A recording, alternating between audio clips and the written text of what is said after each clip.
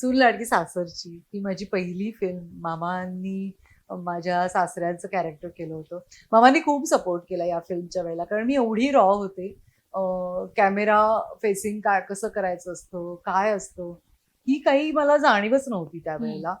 पण ॲक्टिंग सुद्धा माझी, कारण नाटक म्हणजे अगदीच या फील्डमध्ये येऊन 1-2 वर्षच झाली होती. हं, 1 हं. वर्षच झालं होतं. नाटकच करत होते मी आणि सीरियल महाश्वेता ह्याच्यानंतर केली मी. सो मला तेवढा एक्सपिरियन्स हं, पण नव्हता, की मला हे करता येईल का? कॅमेरा फेस कसा करता येईल? हं, किंवा तेव्हाची जी पद्धत होती, की लिनियर सीन्स हं, जायचे नाही ना, कुठलाही सीन कधी हं, केला हं. जायचा. बरोबर. तर तो ग्राफ आपल्याला मेंटेन करता येईल का? व्ही.के. नाईकांनी ही फिल्म डिरेक्ट केली होती आणि यशवंत मालकर तेव्हा चीफ असिस्टंट होते. तर त्यांनीही मला खूप मदत केली होती. ते मला कॅमेऱ्याच्या इकडनं सांगायचे, थोडंसं येऊ दे डोळ्यात पाणी, थोडंसं असं येऊ दे, छान दिसेल ते किंवा ते.